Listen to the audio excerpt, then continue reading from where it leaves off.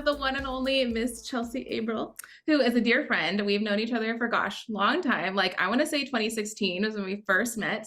And it was through the Long wedding time. industry. Mhm. But this woman is fabulous in all ways. And she has since transformed from not only a wedding photographer, but also to a coach now.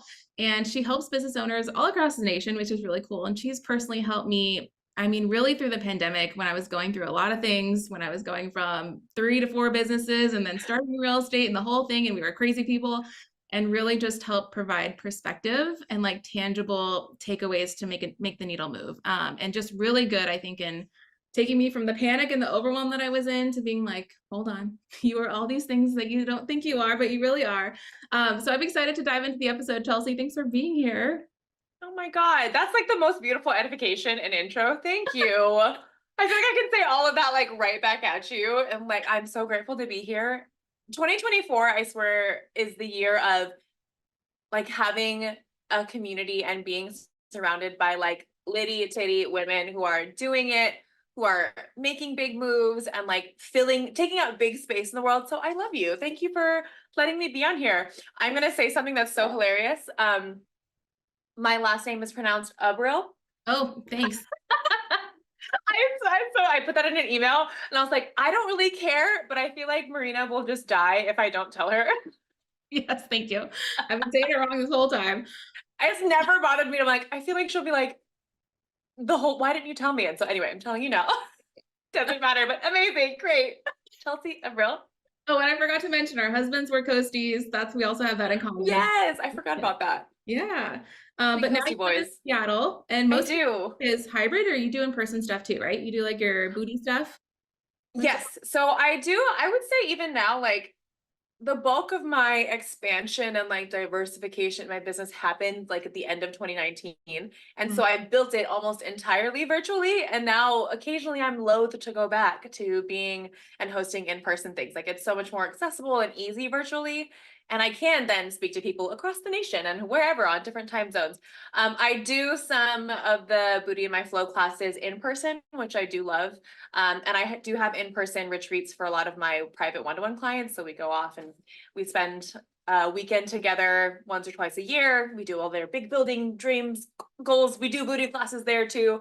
So I would say like 98% of Yeah. my offer suite is all virtual. And then all of my photography obviously is in person.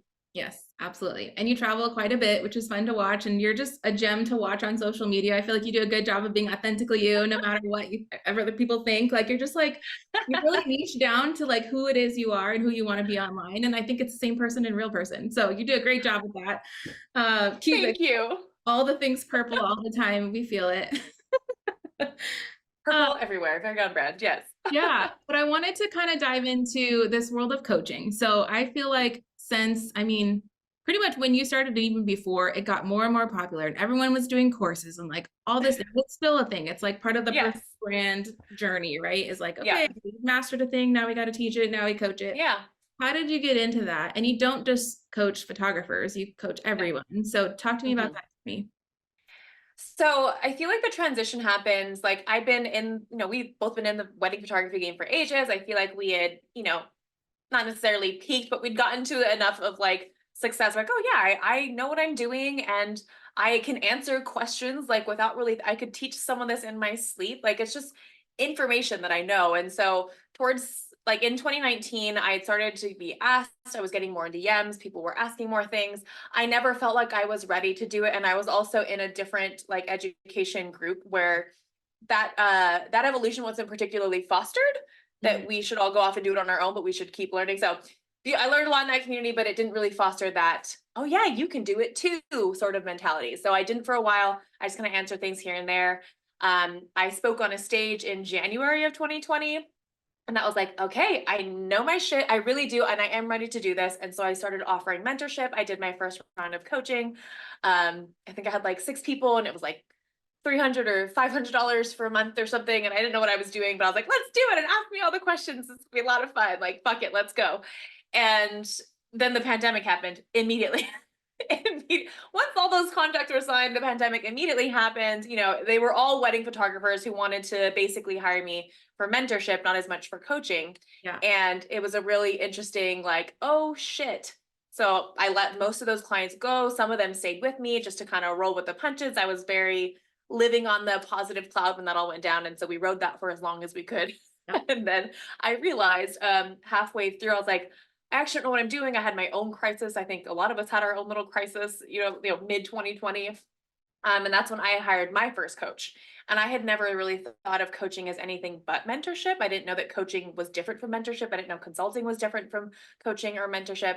And so getting my first coach, I was like, holy tits, this is amazing. Like, it's like I'm not a licensed therapist, but it's adjacent to like being a business therapist. Like, all right, so let's talk to the entrepreneur you, and what do you want? And being a coach means asking good questions and not necessarily coming in and saving your business or anything, but letting you save it. So guiding you to your own right answers, and asking the questions that get you to what you're really trying to get through on your own. So it's really nice having that. And I had that, and I was like, wait, this is actually what I want to do. I want to help people with their mindset. Like, I want to, help us brown girlies. I want to know that we can all do it. And I didn't have those kind of mentors when I was growing up. So they all kind of coalesced into this idea. I got chosen for this like really exclusive apprenticeship, and I did a 14-month apprenticeship specifically to become a master coach. So I'm certified in a bunch of different modalities now.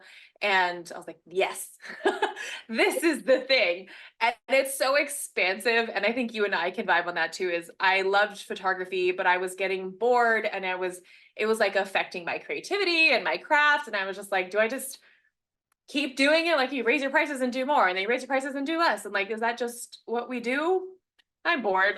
I don't know if I want to do this forever, but I still love it, but I have to do something else or I'm going to burn it down. Like, I'm a kid with matches. I've got to have something else to do. So being able to like diversify and add that in, and like getting so much fulfillment from it. Yeah. I don't remember what your original question was, but that was kind of my transition. It began as a mentorship. It felt like a natural course, like, the natural course of action. Oh, you graduate from high school and you go to college. And that was kind of like, you master your craft and then you teach other people about your craft. And it's really just expanded in a fun and different way that I don't think I anticipated. I didn't know that I would be doing this. It felt like something that other people did.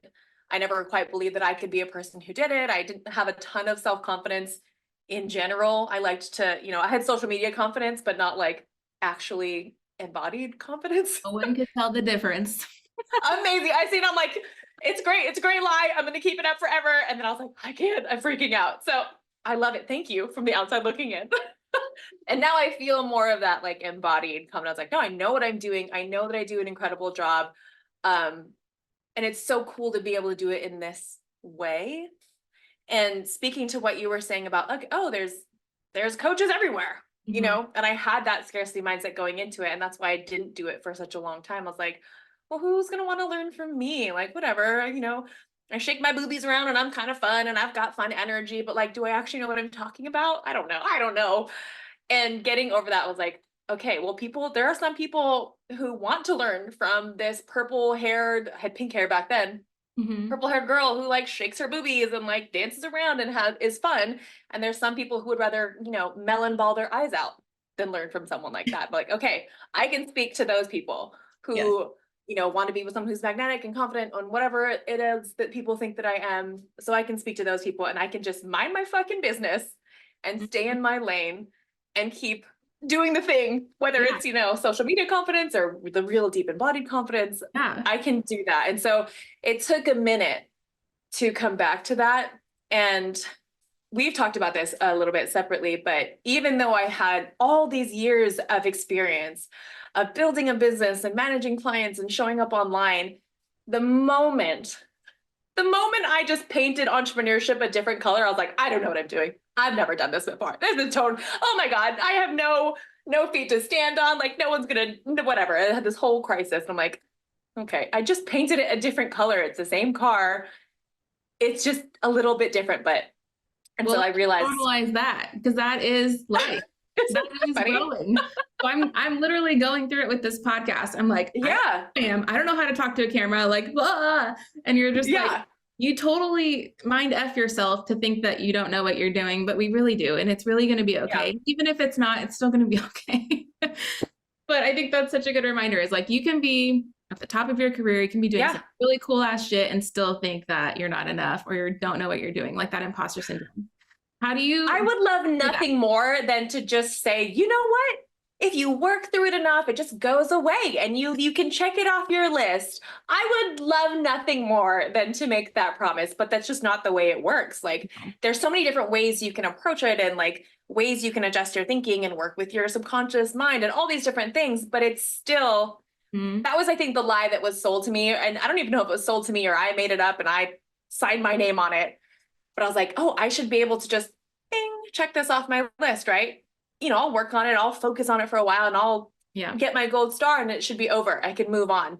Imagine my surprise when it came back 6 months later and came back in force when I painted entrepreneurship purple instead of pink. And I think that's a good thing to just remember. Like I work with a lot of people like you who are already really successful, who are like top of their game, like big names in their industries and who paint entrepreneurship a different color, want to diversify, are multi-passionate and want like, I want to capitalize on that. I want to live a really creative, fulfilling life. And then all these things that they stopped working through or didn't need to work through anymore on this side now come over to the other side and they're like, what the hell is happening? I thought I was like, I hear that so much. I thought I was done with this. I don't know why I'm still thinking about, I don't know why this is still a problem. And I'm like, oh my goodness. Okay, we got lots to talk about.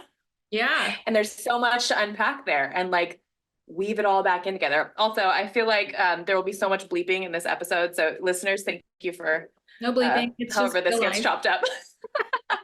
You are you. We're not trying to change you. It's good. But one of the things you mentioned was just the difference between coaching, mentoring. What was the other thing? Consulting. Yes. Consulting. Can you walk us through that again? Because I think the average business owner doesn't know the difference between the two, or they're just like, oh, another person telling me what to do. Like, what is the difference? They'll pay me and they'll answer my questions. Yeah. Great. Or vice versa, right? That was the most, like one of the most profound things for me to learn. And because I was just like, oh, you know, coming from like a service provider background as a photographer, I have this service and you pay me for it. And I can call myself, you know, a picture ninja, but I'm still just a service provider and you pay me and you get the deliverable. So how I learned it is coaching is questions. And a good coach asks great questions and a coach will come in and it is kind of like that business therapist adjacent where it's not us coming to tell you how to live your life. It's us guiding you through your own thoughts. And so many people that I work with like are really overwhelmed because there's so much going on in their head. Like there's just like thoughts and ideas and worries and ambitions and goals. There's like so much noise that a really good coach can come in and ask the right questions so that slowly, gently, we start to peel them away and organize them. And then the fog clears. Like that's the magic of a great coach is asking the right questions to get you to your own right answer. Yes. Whereas a mentor, if I wanted to come and learn real estate, I would hire you as a mentor because you've obviously nailed it as a real estate mogul in Hawaii. So you would teach me. And if anyone's hiring a mentor, they are teaching you what they've done. They are teaching from experience. So a mentor will teach exactly what they did and what they know from their experience. Versus now a consultant, this is where mentorship and consulting get a little mixed up. Consulting is coming in and saying, here's what we're doing. It's like a strategist and a consultant are, in my mind, kind of the same thing.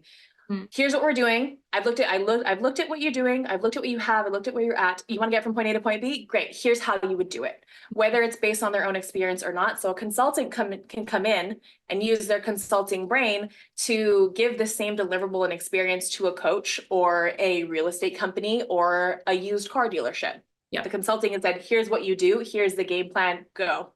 So they can speak on things that they maybe don't have personal experience with, but they're applying the general principles for the roadmap. So that was like amazing to me. I was like, well, what am I? And then people get all in their heads if they're transitioning to this economy is, well, am I a coach? Am I a mentor? Am I a consultant? Oh my God, I don't know. What do I call myself? And I would say maybe less people ask themselves that and more just assume that they are the one thing. Yeah. And I would say that some of the best people that I've worked with end up kind of wearing a lot of the different hats. So what I love to see is like a lot of strategists are like, okay, we're going to do this. We're going to roadmap you. And then there's coaches or people who are just doing mindset, like, okay, let's dream, let's have a vision. And what I know from my experience in the hill that I will die on and why I coach the way that I do is because vision is amazing, but it only goes so far if you don't have action, and action is great, but it'll eventually rubber band you back if you don't have any vision or alignment. So finding like where all these things intersect, which I know, you know, deep in your body, it's nice to see them all put together. And a lot of people do a really good job at that. And Yeah. some people are better just wearing the one hat. Yeah. That's a good thing to consider. And this wasn't even one of my interview questions for you, but like if someone is interviewing coaches, what do they need to ask? Like, how do they basically sort through the 100 that are pitching them or they discover online? Like, how do they find true alignment with the coach? What are they looking for? One thing that I like, it's a kind of a, there's a couple different parts that is one, what I've noticed for me is that a lot of people don't actually know what they're looking for. And that can be where it's really overwhelming to find someone. So I would say, rarely are you searching like business coach near me. Like you're not usually searching for coaches the same way you might search for a photographer or a real estate agent. A lot of what I've found, and this is how all of my businesses have kind of run, is my referrals are all very relational. So I kind of, you know, expand that way. And so it's built on a lot of trust, because a lot of times, you know, especially really good coaches aren't, you know, $4. We're usually in the hundreds to thousands of dollars per month. And it's a higher investment that requires a little bit of trust and a little bit of knowing that. So I'm a big fan. Rarely do I find someone totally cold turkey who wants to go book my highest package. And they're like, okay, well, who are you? Like, what is she about? So my business really does operate on vibes. And that's kind of the way that I like to vet people myself. It's the way a lot of my clients vet me, is going through like, let's go watch their videos. Let's go look at testimonials. Let's go look at client proof, and let's see if their values align with mine. I had a great conversation the other day with someone who teaches messaging, and it was like, okay, you need to know what your values are to see if their values are the same, and vice versa. So as even hiring or bringing on a client as a coach, I also need to make sure that those values align with mine. There has to be some compatibility in the middle. And usually they're pretty glaring as soon as they're like, oh, I see that we're gonna have to manage this expectation, or just like, let me check in because this is this and that is that. But going through and checking the vibe like this, ideally, and this is, I'll speak for myself because I know a lot of people run their businesses very differently. I work very closely with my clients. I want to have a deep, you know, connected relationship with them. They're trusting me with their money. They're trusting me with a lot of their like private things. Like a lot of high achievers are hiring a coach like me because there's a lot of private things that you don't necessarily want to go like, oh, let me just go ask Instagram and see what they think about this crisis that I'm having. Or like, and also it's potentially, you know, this is somewhat of a limiting belief, but it can be unsafe to go and ask the general public or even, you know, other entrepreneur groups like, hey, I have this big innovative idea, like, you know, there's a non-compete, there's an NDA in the way that I coach. And so I'm not going to go like, oh, good idea, and like steal it. Like that's a very much a limiting mindset, but there's so much safety in being able to have a dedicated coach. You know, my coach calls herself a trusted mentor, and I love that. Such a good, nice thing. Yeah. Like, so you want to be with someone you can trust, who's going to mentor you, who has your best interest in mind. Are they teaching with the kind of modalities that you believe in? If you have no interest in any of the woo-woo stuff, go find someone who's maybe more pragmatic. If you are like, I'm kind of interested, but like, I want to make sure I'm grounded and not off in la la land, find someone who's grounded, who like razzle dazzles you a little bit, but maybe doesn't, you know, take you off into the woods. Like there's so many different kinds. There's no wrong way for people to be doing this. And it's really interesting to just vet. And I would say this too, and I hate to say this, but hiring mentors and coaches is also kind of a trial and error. Yeah. We're all in a marketing age, and a lot of us can market really well. And I've had some bad experiences with people that I was like, oh, this is going to be amazing. This is going to be the best thing ever. So part of that is like managing your expectations, also knowing that it's an equal partnership. So just as much as I'm willing to coach someone, you also have to be willing to do what we've talked about and do what we've asked. Like if you are upset that you haven't gotten the result, have you taken all the steps? Have you followed through in the way that we talked about? So there's some of those agreements and things that go into it too. And sometimes coaching's not for everybody. The type of coaching that I do is like, okay, we've got to be ready to go. I don't want to just take your money and have you spinning your wheels. That's not fun for anybody. I want to make sure that like, Yeah, it doesn't have to be like huge life-changing adjustments Yeah. either. Like not everyone's trying to sprint and not everyone's trying to walk. And so together with like a good coach, you can find the right relationship. So it's a lot about just checking the vibe. My Yeah. consult is called a vibe check, and I think that's really important. And I work with people who are woo-woo adjacent usually. And so we're learning how to trust our gut. We're learning how to follow our intuition. If someone gives you an ick, probably trust that you got an ick. Yep. Why are you getting this ick and where is it from? Okay. A lot of those check-ins there. So check the vibe, trust the vibe, and then go consume their content and imagine like, oh, would I like to be, oh, actually, oh my God, she took the words right out of my mouth. Again, a lot of this is good marketing, but trust your gut. Yeah. Go do free consults. Like go check in with people. Not everyone does consults. So go talk in their DMs, go get some of their free resources or buy something that's low ticket and see if it's delivered the way that you like. So I think there's a lot of trial and error in it.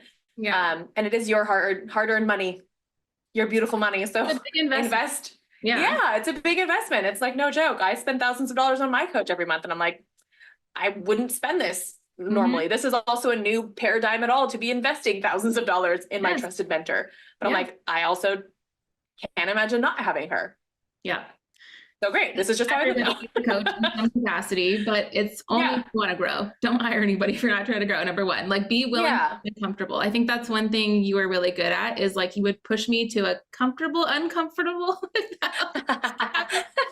It's like, it's because you could also see the potential in me. I think that was a big part of it is like, you knew I was capable of things. You knew I had this vision. I was absolutely willing to do it. I was just scared and in my head. And then like everybody, anytime we have a new idea, we're like, oh, what's everybody give me here, blah, blah, blah. But so much of it is the accountability. And so I am like the world's worst procrastinator, and I would do things the night before our calls or with my other. Why we're so attracted to each other.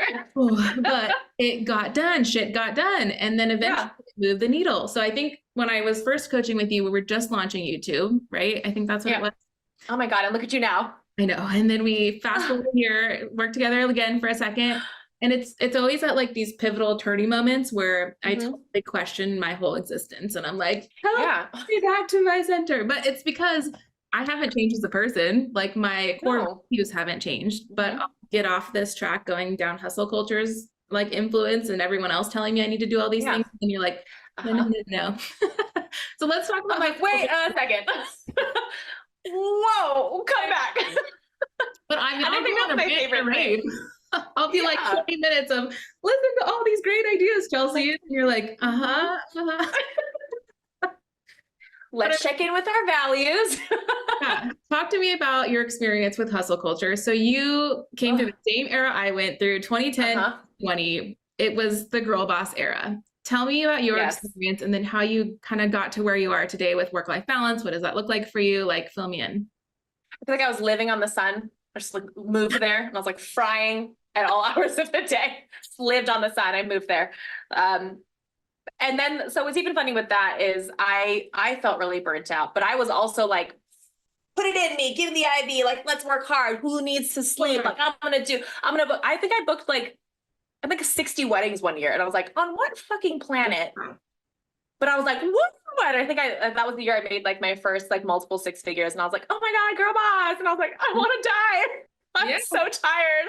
And oh my God, things are falling through the cracks. Like the busier I got, like the more disorganized I became, the more like frantic my thoughts became. And I think that's not, a unique experience for a lot of people who get really busy, but it just sucked. I was like, okay, so I did it. I felt really good. I was, more or less doubling my income every year, or like at least, improving on it quite a bit. And then when I hit my first like 200K, I was like, I had a panic attack. I was like, do I have to do this again next year?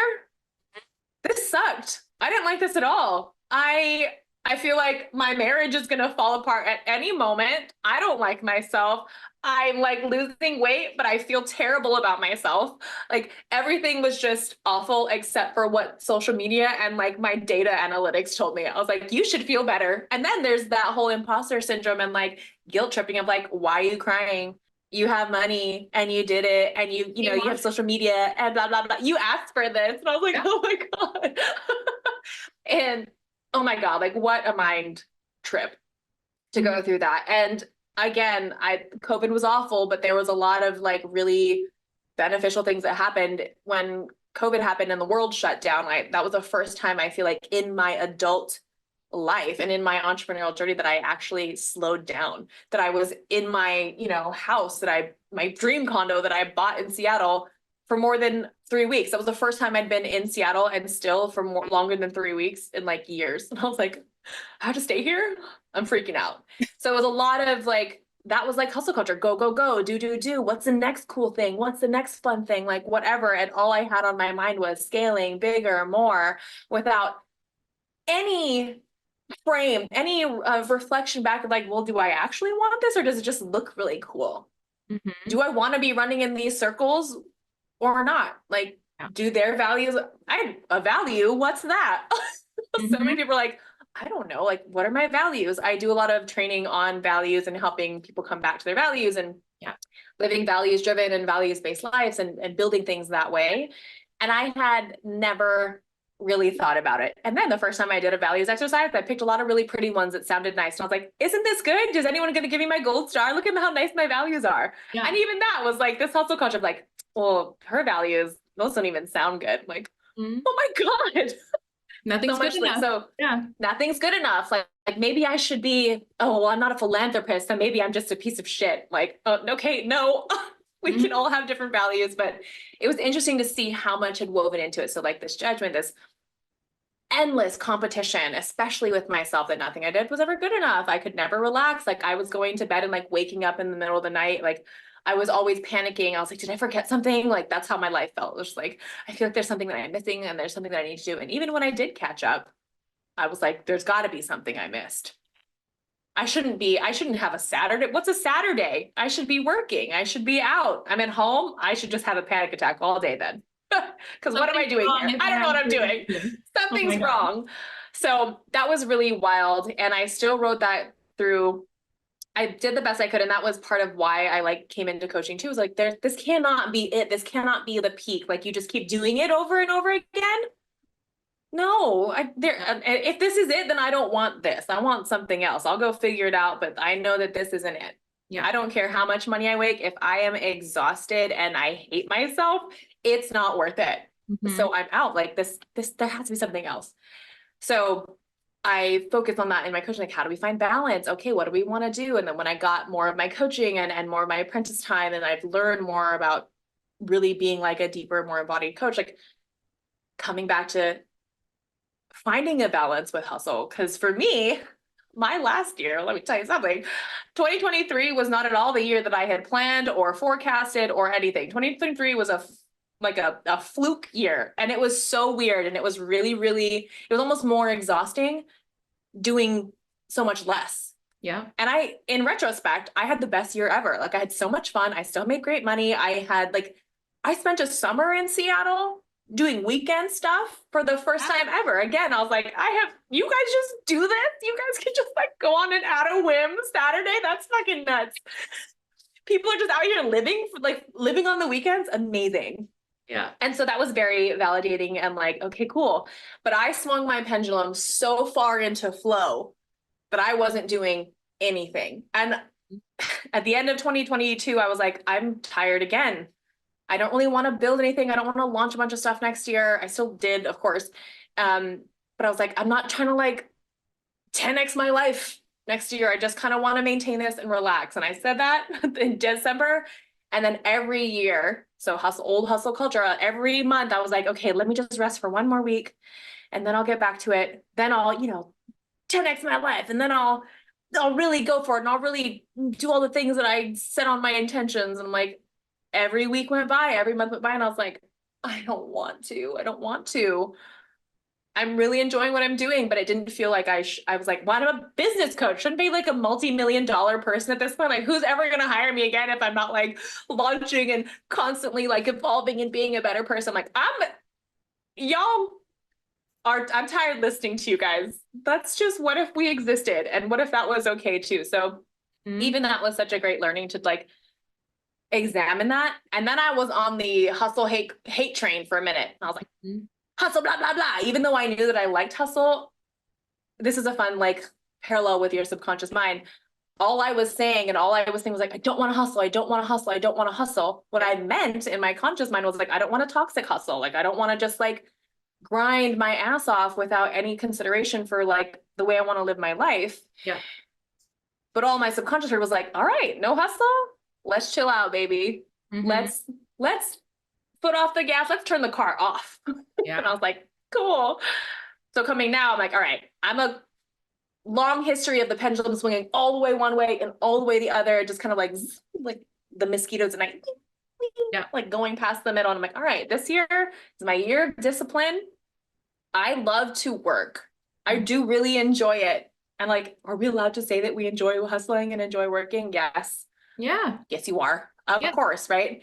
So like, I love this. Like, I do love creating my things. And if I can, you know, take away, release, work through these old thoughts that are just kind of cutting me off at the knees, then yes, like all of my little motto is like, your life, your success, your way, Mhm. period. And there's a way to make that happen always.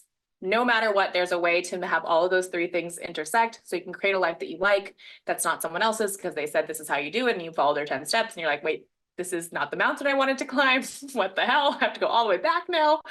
So building those together and just dismantling what toxic hustle culture did and how I have accidentally in my own subconscious and in my own beliefs said that all hustle was bad.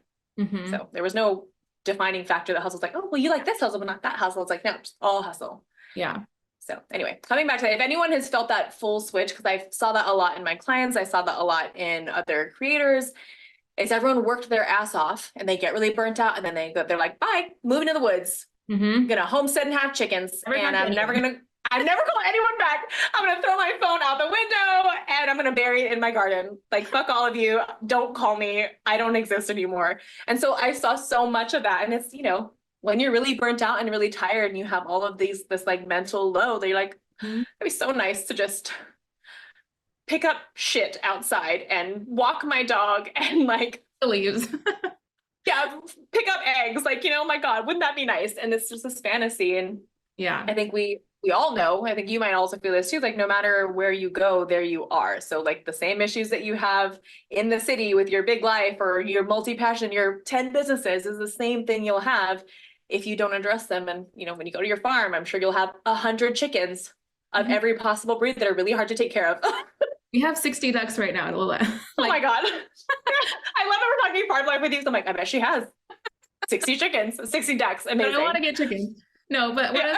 I think for me, like going through the winter break, I took a really good, like, not complete social media detox, but I didn't Mhm. post anything other than like check-in stories. Like it wasn't about Yeah. pushing business at all. Mm-hmm. And it's like, how can we redefine hustle to a healthy version?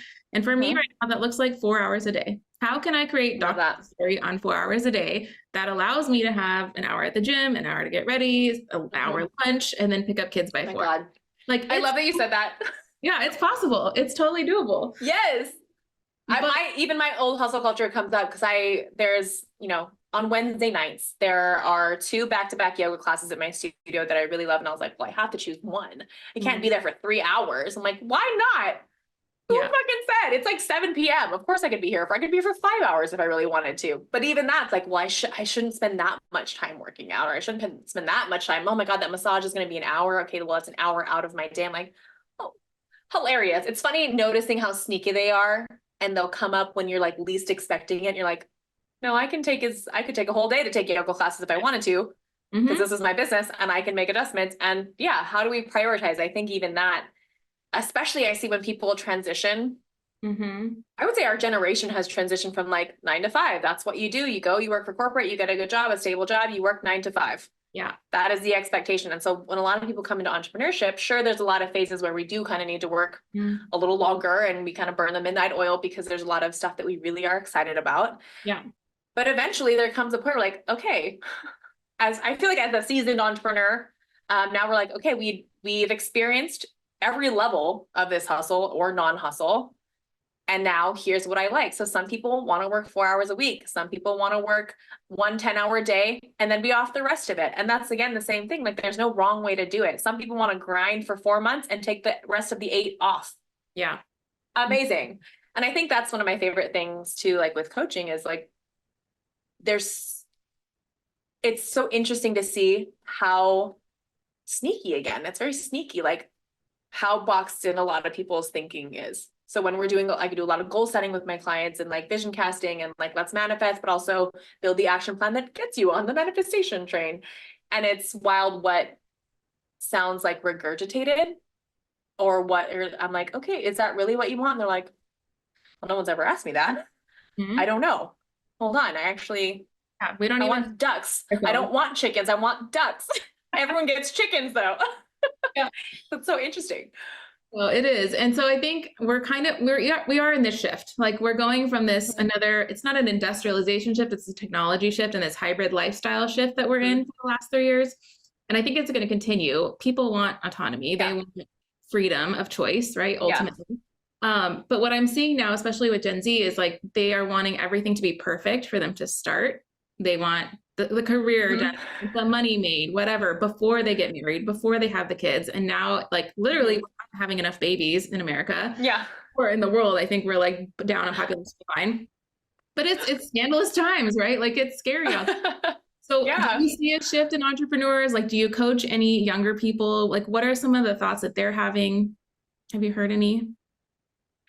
That's interesting. I feel like I have a lot of the VAs that come into my space are younger. There's, Mhm. the big VA boom of the pandemic. Everyone wanted, oh, I can work from home. Let me monetize my skills. Great, amazing. So I have a lot of those. I feel like newer entrepreneurs are often younger, but also I would say maybe because this is just my demographic and the people that I attract, I work with a lot of millennial age. I work mostly with like millennial age people. Occasionally I'll get people who are like Gen Z adjacent, but not anyone who's like full Gen Z. And I think that's part of it too. And again, maybe this is just not my realm, but I feel like Gen Z is real woke. And so a lot of what I teach, like they are already like, oh, we've already talked about manifestation and like get your vibe right and get your energy. Like, Gen Z is very like woo woo and like then let's do it and I love that about Gen Z. They're like, we're gonna do it and we're gonna do it better than you fucking weirdos who like burnt out and went all crazy. Okay, like you didn't have to do that, so we're gonna do it this way. I'm like, amazing, go do it. My demographic, I feel like, is mostly millennials who already, I think because I work with a lot of people who have already established themselves, they're usually a little bit older, usually like, mid 20s to early 40s. Who are then like, okay, I live this life of I'm doing one thing and I have to niche down. And that's what you do, right? You burn all your other bridges. So then you're a serious, whatever you are. I'm gonna gouge my eyes out. Can you help me do something else? I want to be fulfilled and I want to feel creative and excited. And I don't. Everything else looks fine again, like on social media and my metrics and my, bank account, yes or no, but I don't feel great. And maybe there's something else. So I feel like I'll eventually work with Gen Zs once they've kind of crested. Yeah. But I don't work with a ton of Gen Zs. I think my youngest client right now, she's 25. So I think that's almost Gen Z. Right? Yeah, that's Gen Z. Okay. I think millennials Anyway, 28. she's Yeah. Yeah. But it's interesting. I have a couple agents that are in that age range. They're like 23, 24, and just they're wanting it all right now, but then they're also like willing to sacrifice their personal life to get it. Whereas like millennials are like, oh, have babies at 22. I got a timeline. It was just very different. That was me. It was like, get married, have the baby, like we're gonna do it all, and I do it all.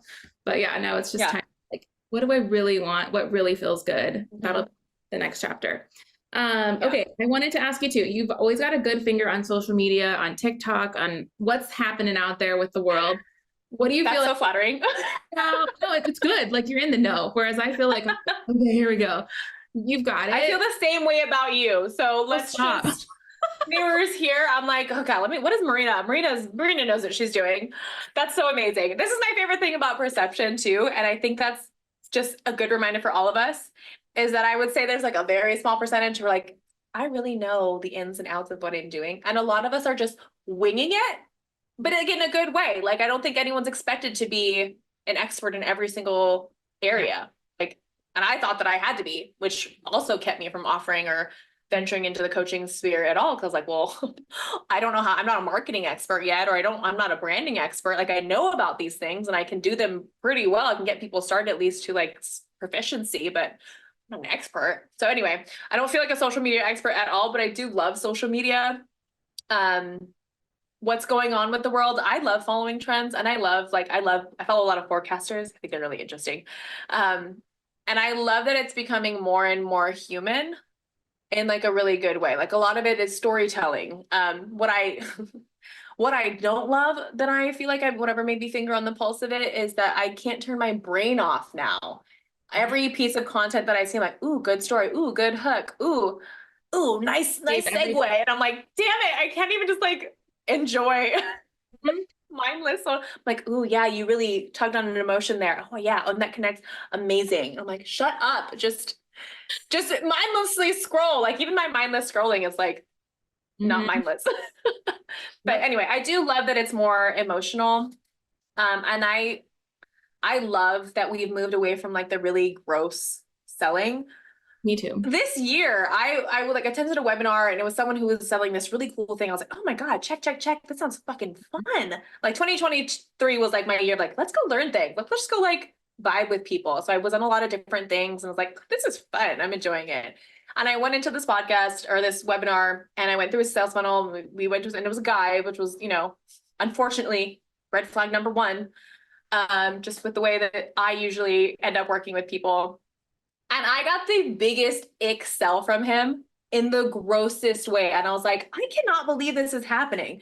And I was also like, I'm not brand new. Like I know what your next question is going to be because you're following my nose, and you're like, I'm telling you as clearly and directly. Anyway, it was just so weird. So part of what I love, and this is like part social and part selling, is I realize I'm like, I'm so fucking pragmatic. Like I don't need a lot of convincing. Like I like to see some data, and I want to, well, maybe I do need convincing, but like I like to see the things that matter. But if I've said no, I do mean no. And I'm okay to be like, if you want to question, like, okay, great. Well, I believe in you and I know it's gonna be the right time. There's definitely a balance between like, totally, like check the vibe and let's flow with it, versus like, well, why no? And like maybe you just don't love yourself, or you're not committed if you don't spend this money right now. And I'm like, No. ew, what the hell? I was just like, I cannot believe this is happening. And I know it's still taught too, but I'm like, okay, Yeah. there's a difference between being able to see people as empowered decision-making adults, which we all are. And I have enough respect for my clients to be like, oh, cool. Like, whenever we start to work together, I'm like, hey, are you feeling good? Or are you all set? You're like, I'm complete. I'm like, perfect, great. See you on social. Like, oh my God. Anyway, so I love that it's kind of like that. There's more, like I know we've moved away from pain point marketing, which I still don't, I feel like I don't even understand the difference. I'm like, I do, but like, I still hear you talking about what I'm struggling with. Anyway, whatever. But I appreciate that it's gotten much more human.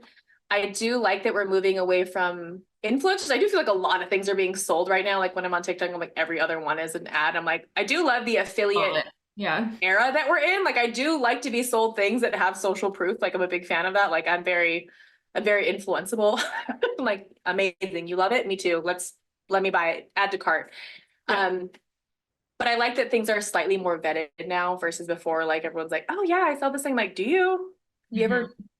Have you used it? Where is the I thought you said that gave you a massive breakout. Why are you recommending it? Like, yeah, people would just influence anything, and now it's like, do you really, truly, authentically support something? I hope that sticks. Yeah, exactly. Storytelling Me too.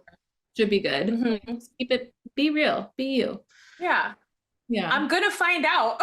Again, we are all like capable, empowered, knowledgeable human beings. I would love to be treated as such, and I like to treat my clients that way too. And that's my best, like when I do, like as entrepreneurs, we're mostly showing up on social to sell in some capacity. We're either selling the thing that we like, the hair thing that we used, or the lifestyle we live. Like we're always selling something, even just like, I'm feeling really peaceful with my kids. Great. Selling this life that you are off in the woods in the snow with your kids, even though you're not actively selling a product.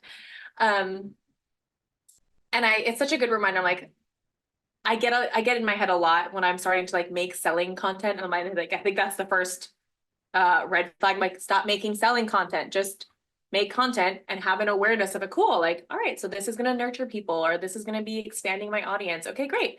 And I do know when to ask for a sell. Okay, great at selling. We know when to do that. But also, my mantra this year has been, I'm a good person with good intentions, period. So even if I get canceled, or someone misunderstands me, or someone thinks what I've done is ick or cringe. Okay, great.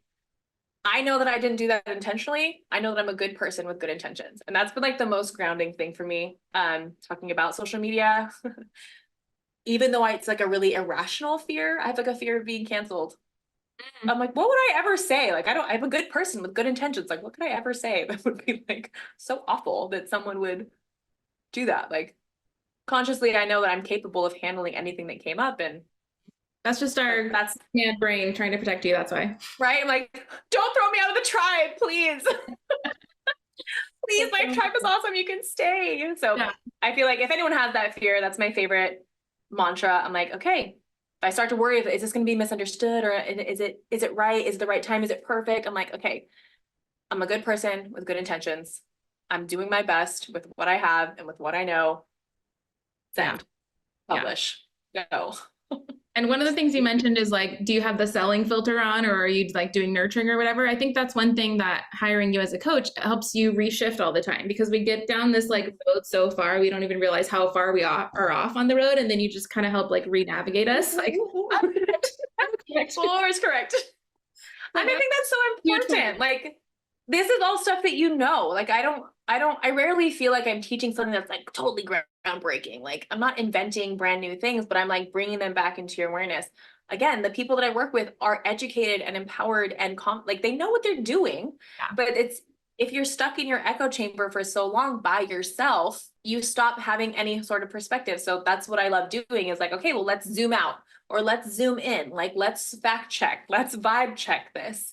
And that's like, I feel like you do this, you do what I do in different capacities for people all the time. Like, we talked about that when we were coaching together. Like, you do all of these things. And so a lot of times, like when I'm working with really high powered, successful, like top of their class people, you just need a you for you, because you just can't, like, there's no way to have the right or like the best perspective, or any perspective potentially, on yourself when it's just you. And so again, like, as a good coach, is asking the right questions and like, let's get perspective.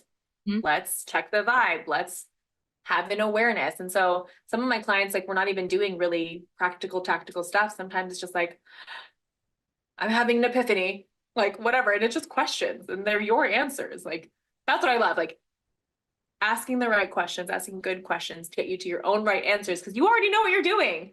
We just lost a little perspective. And for a little, we took a wrong turn. And how do we get the Google Maps back on?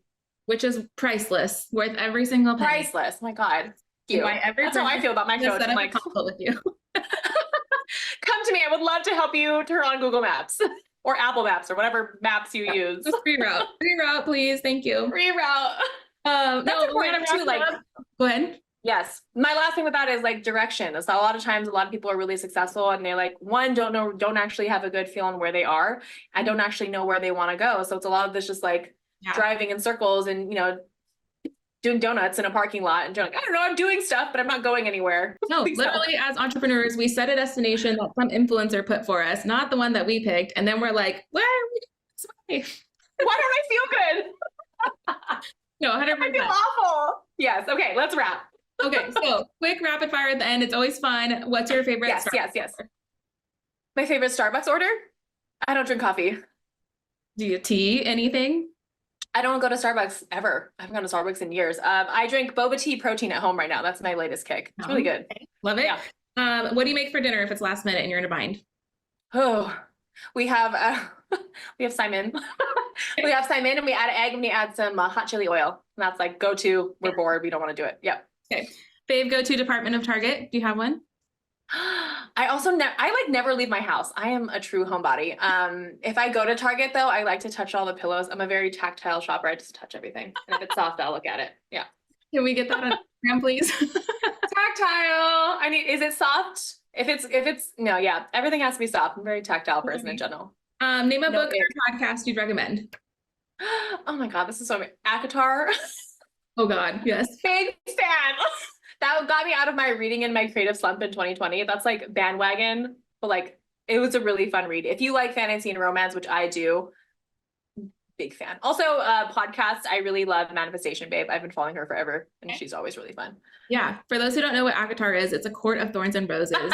Like, what do you call? It's Twilight smutty and Harry fantasy Potter. romance. It's great. Yeah. It's very like young adult / if you get far enough, it turns into an adult book. So Yes, absolutely. readers be warned. Okay, TikTok or Instagram? Oh, TikTok.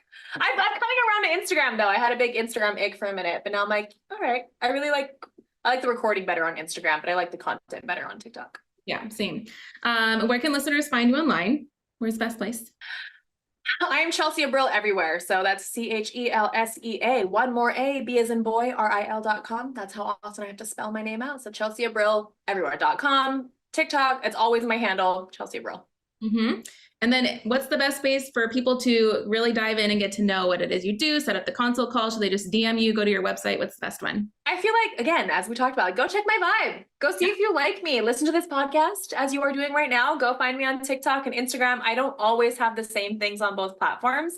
And then set up a free consult with me. It's 30 minutes. It's a vibe check. We can talk about basically anything. It's not necessarily a coaching call, but check the vibe. Come play. Come have fun. I'm a lot of fun, I think. So I think you should come over.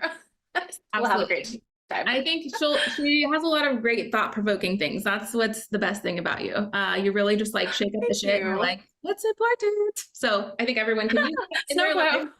Have a Chelsea in their back pocket. So with that, my dear, wrap. Thank you so much. That was so much fun. Thank you. Oh my God. What a pleasure to be in your circle. What a pleasure to be here. Thank you so much for everything that you do, just for existing. You're incredible. Love ya. Mwah.